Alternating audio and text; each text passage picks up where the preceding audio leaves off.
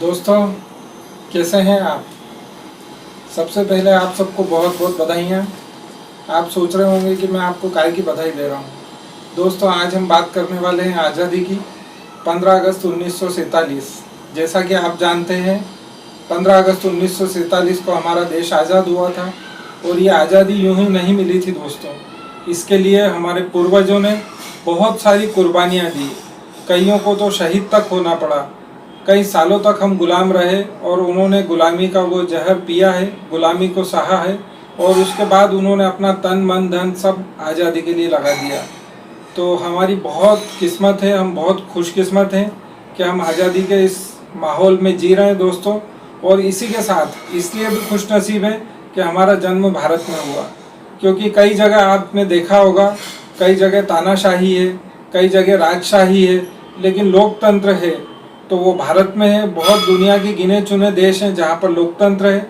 और आज मैं गर्व के साथ कह सकता हूँ कि पूरी दुनिया में सबसे बड़ा लोकतंत्र अगर कोई है तो वो भारत का है, जहाँ 135 करोड़ लोग जनता के लिए, जनता के द्वारा, जनता के हित में चलाया हुआ शासन, जिसे हम लोकतंत्र कहते हैं। दोस्तों, यहाँ पर 50 किलोमीटर दूर अगर हम चलें तो भाषाएं चेंज हो जाती है, 200 किलोमीटर चलें तो बोलियां चेंज हो जाती है। इस विविधता भरे देश में जहाँ विभिन्न संस्कृति के लोग रहते हैं, अलग अलग हम त्यौहार मनाते हैं, एंजॉय करते हैं।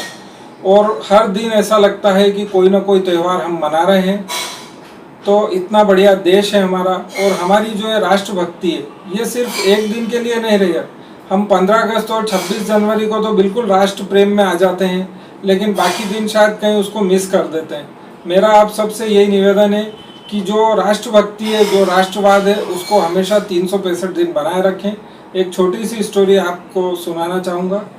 जैसा कि आप सब स्टूडेंट लाइफ में रहे हुए हैं और एक पीरियड खत्म होने के बाद जब दूसरा पीरियड आता था तो 2-3 मिनट का गैप मिल जाता था। और उस समय जो बच्चों की मस्ती होती थी वो बड़ी देखने लायक हुआ करती थी। तो उसी समय चूँकि माहौल ये अगस्त का चल रहा था समय, और बच्चों ने छीना झपटी में एक नक्शा, उसको पूरा फाड़ दिया। उसके नक्शे के 30-40 टुकड़े हो गए। इतने में टीचर आ गई। सभी बच्चे अपनी अपनी जगह पर जाकर बैठ गए। अब बैठ गए, टीचर का ध्यान गया कि नक्शा फाड़ दिया। उन्होंने कहा कि अब आप लोगों ने फाड़ा है तो आप ही इसको जोड़िए। सभी बच्चों ने कोशिश कर ली पर उसको जोड़ नहीं पाए। कभी एक सिरा मिलता तो दूसरा नहीं मिलता, दूसरा मिल जाता तो तीसरा नहीं मिलता।